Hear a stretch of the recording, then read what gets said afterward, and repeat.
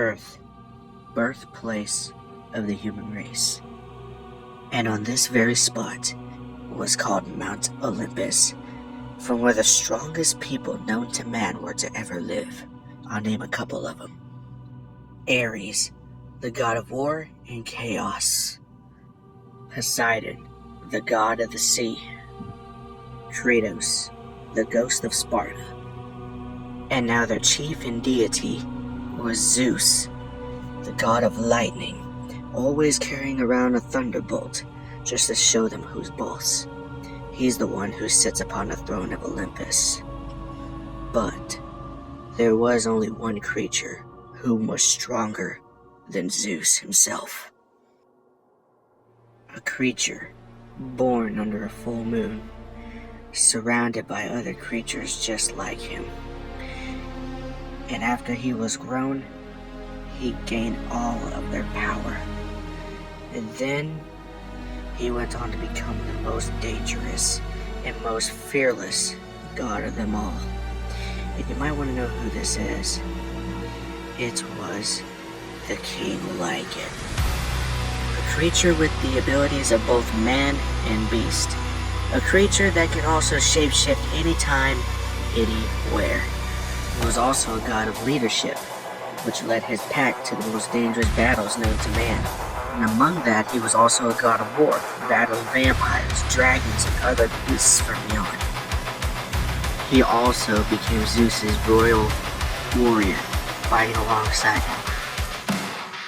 Until one day, he went to go enjoy a drink one time, but he accidentally let down Olympus, causing it to burst into flames. It was an absolute doomsday when it all happened. It felt like Ragnarok all over again.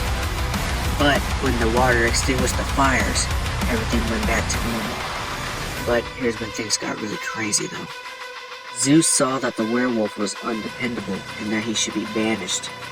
But the thing is, the werewolf ain't going down without a fight, so he challenged Zeus, unfortunately losing during the process. And amongst all that, bringing more doom to Olympus than usual. And afterwards he vanished off into the woods, trying to find a way to survive. Hours passed when he got to the Red River and met some woman during the process. And she said the only thing that he can do is do something lustful to her, so she can teleport him to somewhere nowhere near Olympus. So he did, and she teleported him to the Viking Ages.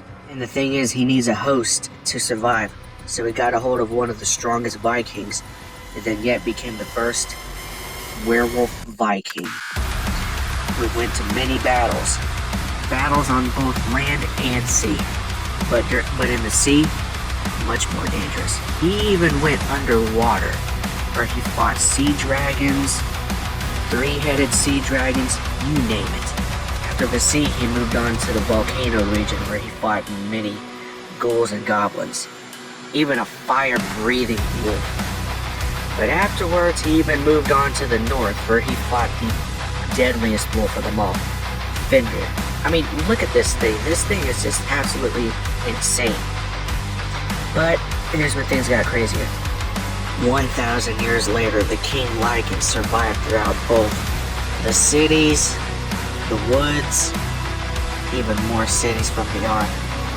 And he cannot fathom whether he wants to live or not. In the midst of all this, there was one person, a SWAT team member known to be called Sergeant Andy, sergeant of the SWAT team, until one drug bust gone wrong.